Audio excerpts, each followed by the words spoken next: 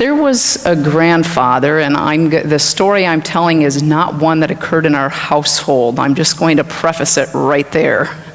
But there was a grandfather who heard his little grandson making an awful lot of noise, and when he went into the room, he found him, and this is dated, he found him in his playpen screaming at the top of his lungs, jumping up and down. He wanted out of that playpen. And when the grandpa saw him, it just broke his heart, and he's looking in there at these chubby little arms of the toddler reaching up, saying to him, "Up, Papa, up, Papa, up." And he wanted to reach down and pick him up out of the playpen, and as he started to do so, the boy's mother crossed by the doorway of the room, and she said, "No, Johnny, you have to stay there. You're in a timeout. Grandpa may not pick you up right now." And the mother in this instance ended up trumping grandfather, but still the grandfather was brokenhearted at the sight of his grandson with tears streaming down his face in the playpen and wanted to get him up so badly, but knew the mother had already spoken. And so we had this conflict here of law versus love. And instead of picking him up and taking him out of the playpen, the grandfather actually crawled into the playpen with the grandson and endured the punishment with him. And we're going to see in this story today, as we look at the fiery furnace, these three young Jewish men who were sentenced to a punishment, and yet they weren't there alone. As Wayne said, God was with them in this furnace, so he entered into that punishment with these three men. And with that, I invite you to hear these words from Daniel 3.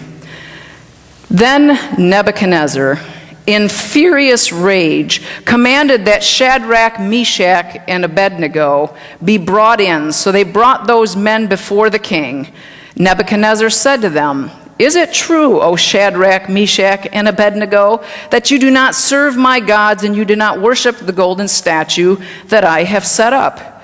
Now if you are ready when you hear the sound of the horn, the pipe, the lyre, the trigon, the harp, the drum, and the entire musical ensemble to fall down and worship the statue that I have made, well and good. But if you do not worship, you shall immediately be thrown into a furnace of blazing fire, and who is the God that will deliver you from my hands?" Shadrach, Meshach, and Abednego answered the king, "O Nebuchadnezzar, we have no need to present a defense to you in this matter. If our God whom we serve is able to deliver us from the furnace of blazing fire and out of your hand, O king, let him deliver us. But if not, be it known to you, O king, that we will not serve your gods, and we will not worship the golden statue that you have set up." Then Nebuchadnezzar was so filled with rage against Shadrach, Meshach, and Abednego that his face was distorted. He ordered the furnace heated up 7 times more than was customary, and ordered some of the strongest guards in his army to bind Shadrach, Meshach, and Abednego and throw them into the furnace of blazing fire. So the men were bound, still wearing their tunics, their trousers, their hats, and their other garments, and they were thrown into the furnace of blazing fire. Because the command was urgent and the furnace was so overheated, the raging flames killed the men who lifted Shadrach, Meshach, and Abednego. But the 3 men, Shadrach, Meshach, and Abednego, fell down, bound, into the furnace of blazing fire. Then King Nebuchadnezzar was astonished and rose up quickly. He said to his counselors, "Was it not 3 men that we threw bound into the fire?" They answered the king, "True, O king." He replied, "But I see 4 men unbound walking in the middle of the fire, and they are not hurt, and the 4th has the appearance of a god." Nebuchadnezzar then approached the door of the furnace of the blazing fire and said, "Shadrach, Meshach, and Abednego, servants of the Most High God, come out, come here." So Shadrach, Meshach, and Abednego came out from the fire. And the satraps, the prefects, the governors, and the king's counselors gathered together and saw that the fire had not any power over the bodies of those men. The hair on their heads was not singed, their tunics were not harmed, and not even the smell of fire came from them. Nebuchadnezzar said, "Blessed be God of Shadrach, Meshach, and Abednego, who has sent his angel and delivered his servants who trusted in them. They disobeyed the king's command and yielded up their bodies rather than serve and worship any god except their own God. This is the word of the Lord. Thanks be to God. Now, I started kind of in an odd spot, and I know some people here are familiar with this story. Other people I know have never heard of Shadrach, Meshach, and Abednego and kind of wonder, who are these guys? Well, these are three young Jewish men who were friends with another young Jewish man named Daniel, and all four of these gentlemen were actually in Babylon when Nebuchadnezzar had taken a group of the Jews into captivity and held them there. Now, Nebuchadnezzar is kind of an interesting sort of character. He had a dream, and he was very troubled by the dream that he had, and he was hoping that someone would come and interpret the dream that he had. So he calls together all the wise people of his courts, asking for an interpretation of this dream. And when none of them are able to interpret the dream that Nebuchadnezzar has, he becomes infuriated, and he is ready to kill all of the wise men in his court because they don't know what this dream means. And when Daniel gets wind of this, he asks for an audience with the king and says, "Let me come and speak with the king so that I might find out what this dream is he had and maybe perhaps find a way of interpreting it for him." So he gets an audience with the king, learns what the dream is about, and then he says to the king, "Give me a little time, I want to speak to my God about this and see if God would interpret this, the meaning of this, and then tell you, but please don't kill all these wise men in your court." So this happens. Daniel spends some time. He receives the interpretation from God about what this dream means. He goes back and he tells Nebuchadnezzar, this is what God said this dream means. Nebuchadnezzar is very impressed. He's very impressed with the interpretation. He says, well, your God is God of gods. Your God is the Lord of kings. And then he ends up promoting Daniel, who serves in his palace. And then Daniel says, but I'd also like it if you would actually promote my three friends, Shadrach, Meshach, and Abednego. And the king obliges, and he gives them positions in Babylon to oversee some things. So there's a little bit of a separation there spatially where they are. But what's very intriguing is after the king says, your God is God of gods, your God is the Lord of kings, the next thing he does is he constructs this mammoth statue and then expects everybody to worship this. And it's a really odd size too. It's about 10 times as tall as it is wide. It's close to 90 feet tall, 9 feet wide, overlaid in gold. And he says, okay, when the orchestra strikes up and starts playing, everybody has to bow down. Well, everybody does, except for Shadrach, Meshach, and Abednego. And when some of the other leaders in Babylon learn and they see what Shadrach, Meshach, and Abednego are doing, that they're not bowing down when the music's played, that they don't worship the same gods Nebuchadnezzar does, they go and they tattle on them. They go and they tell King Nebuchadnezzar, hey, you know these guys that you promoted? Well, they're ignoring the rules you've laid down and put into place. What are you going to do about it? Well, Nebuchadnezzar gets really angry again. And we're gonna kind of see a little pattern here, like maybe there's some anger management issues with Nebuchadnezzar.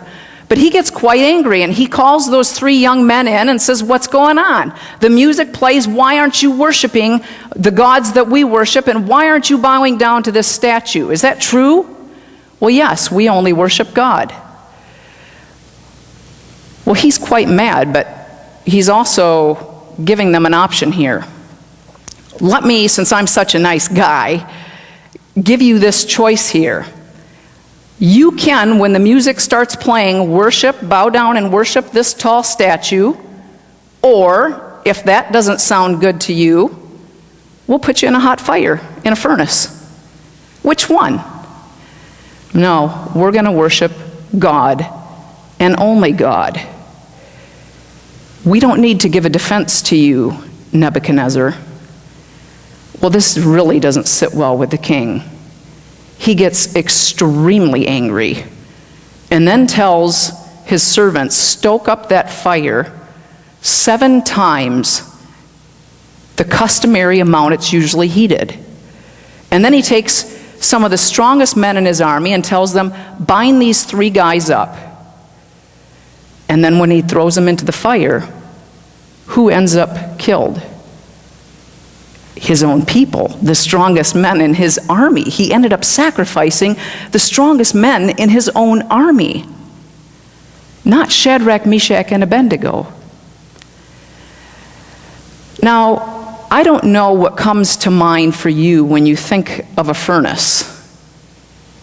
My mind immediately goes to that square, metal-shaped box thing in our basement, in our mechanical room, that heats our house. But furnaces in the ancient Near East were used for a variety of different things.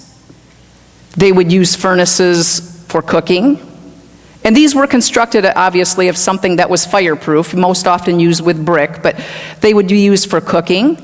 They would also be used as a heat source, but they would also be used for purifying and refining metals like gold and silver, and then unfortunately sometimes used as a means or a method of punishment. And so, in this instance, there are a couple things going on.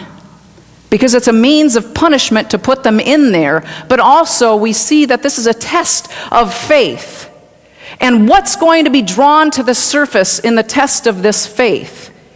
Because if you're familiar at all with what a goldsmith or a silversmith does, when they pour this metal in its raw form in a pot that's put above a fire and it starts to melt, when it reaches a certain temperature, the dross, or the impurities of the metal, rises to the surface and then is skimmed off, leaving the gold or the silver, just the metal, that which is pure. And we see in this test with Shadrach, Meshach, and Abednego in this furnace that's heated to 7 times its customary heat, that something rises to the surface here when these 3 men are tested. Except for it's not impurities in their life. It's the purity of their faith that rises to the surface, and their loyalty to God. And we can be rest assured that we too will experience fires in our life.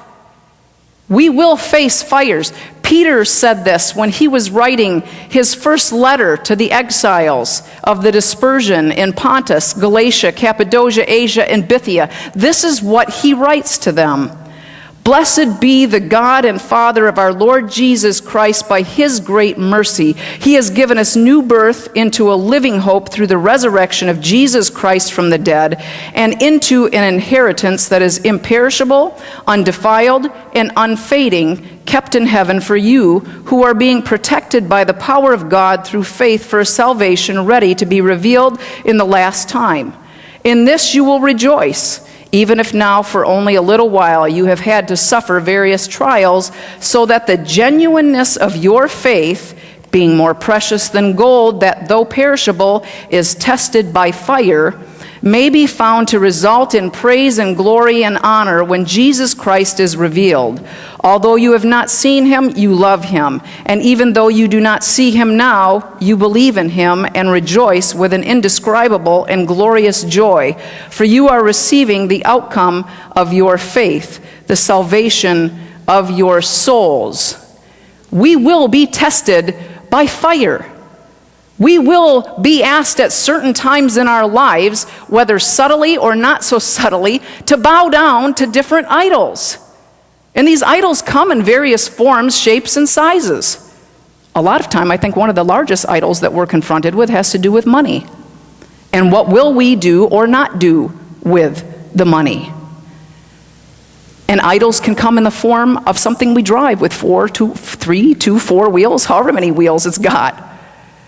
The homes that we live in, even our families can become idols.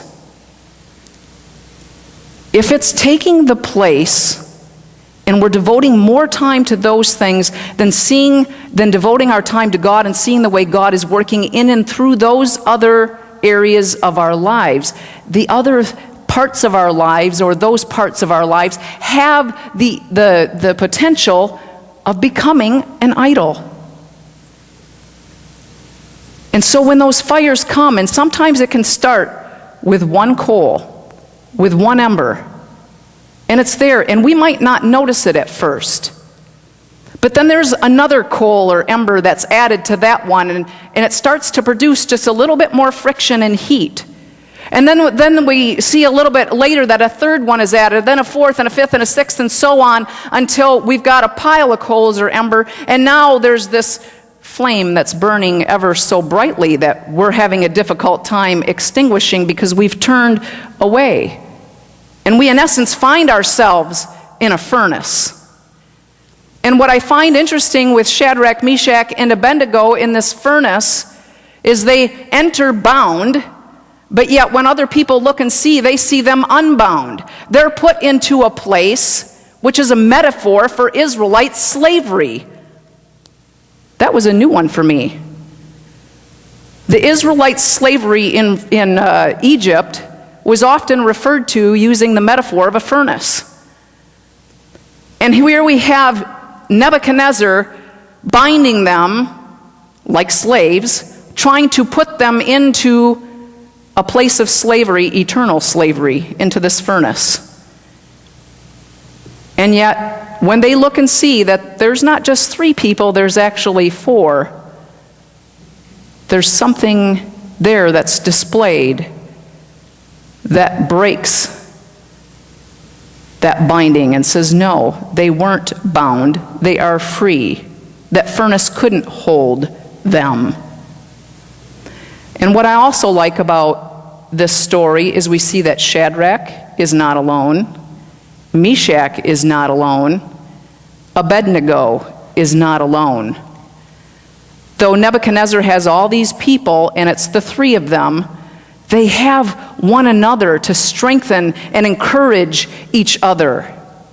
Because it's easy if we withdraw and we're all by ourselves and we're all alone and we set off to the side, it's easy to start falling off, slipping, backsliding, whatever it is, and if we're not accountable to anybody else, it becomes all the more easy. But when there's at least 2, you can stand back to back and hold one another up.